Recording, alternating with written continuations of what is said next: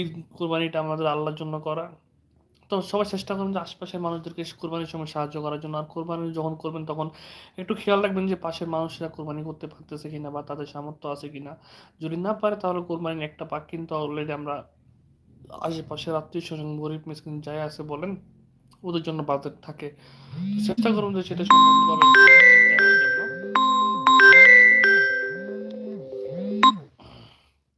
তো আপনারা সবাই কেমন আছেন কমেন্ট বক্সে অবশ্যই জানাবেন। আর আপনারা কি ধরনের ব্লগ ভিডিও চান। আমি একজন সাউথ আফ্রিকান প্রবাসী, তো সাউথ আফ্রিকার মধ্যে আপনারা কি কি জানতে চান সেটা অবশ্যই এই যে আমার লাইভের কমেন্ট বক্সে এসে কমেন্ট করে জানিয়ে দিয়ে যাবেন। আর আশা করি আপনাদের প্রত্যেকটা কমেন্টের রিপ্লাই আমি দিব। আর আমি আমার সাধ্যমতো ভিডিও করার চেষ্টা করতেছি। অনেকগুলো ইতিমধ্যে কয়েকটা ব্লগ রেডি করে রাখছি, এটা ইনশাল্লাহ আপনারা খুব তাড়াতাড়ি পেয়ে যাবেন। আর আমার ব্লগ ভিডিওগুলো আপনার কেমন লাগে সেটা অবশ্যই জানাতে ভুলবেন না।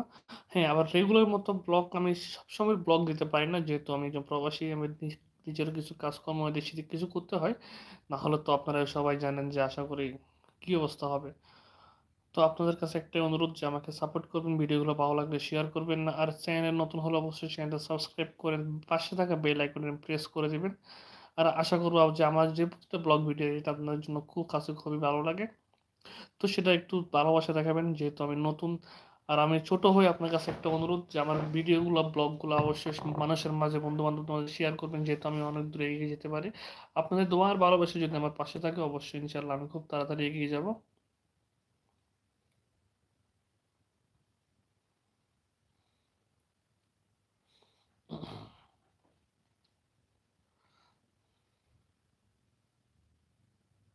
আর আপনারা ইতিমধ্যে অনেকেই জানেন যে সাউথ আফ্রিকার অবস্থা কীরকম বা সাউথ আফ্রিকা প্রবাসীটা কীরকম অবস্থার মধ্যে আছে। তো আপনারা সেই হিসাবে সবার জন্য একটু সাউথ আফ্রিকা প্রবাসী ভাইয়ের জন্য বিশেষ করে দোয়া করবেন, কারণ সাউথ আফ্রিকার অবস্থা কম বেশি সবাই জানেন। যাদের আত্মীয় স্বজন সাউথ আফ্রিকায় থাকে তারা অবশ্যই তো ওনাদেরকে জিজ্ঞেস করলে জানতে পারবেন যে আসলে সাউথ আফ্রিকাটা কেমন কীরকম একটা দেশ। এটা কিন্তু খুব ভালো একটা দেশ না। যদি ভালো দেশ হতো তাহলে সাউথ আফ্রিকাতে সবাই আসার জন্য এরকম লাভালাভি করতো না। আর ইতিমধ্যে যারা সাউথ আফ্রিকা আসার জন্য ডিসিশন নিচ্ছেন বা আসছেন বলবে চিন্তা ভাবনা করতেছেন যে আপনারা এই দেশে আসবেন, হ্যাঁ এই দেশে আসতে পারেন, কিছু সমস্যা নেই। কিন্তু এই দেশে আসতে হলে আপনার জীবনটা অবশ্যই আপনি হাতের উপর নিয়ে চলতে হবে, কারণ সাউথ আফ্রিকা প্রবাসীদের এখানে কোনো প্রকার কোনো ভরসা নাই। আর সাউথ আফ্রিকা হচ্ছে এমন একটা দেশ যে দেশে মানুষ সহজে সাধারণত খুব টাফভাবে উঠে দাঁড়াইতে হয়।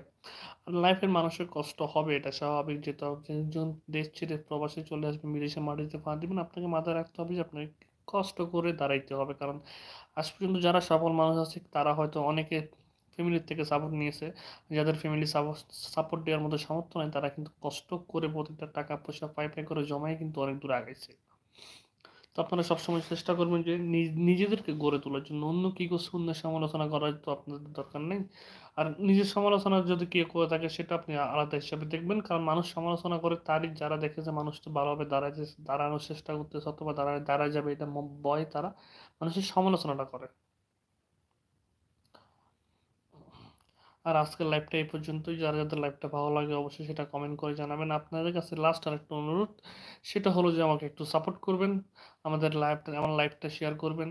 আর আমাদের ভিডিওগুলো অবশ্যই বন্ধু বান্ধব মাঝে শেয়ার করে দেখবেন। আর চ্যানেলে যারা নতুন অবশ্যই সেটা আপনারা জানেন যে চ্যানেলে নতুন হলে একটু কষ্ট করে সাবস্ক্রাইব করে লাইক করে পাশে থেকে বেল আইকনটা প্রেস করে দেবেন। আসসালামু আলাইকুম।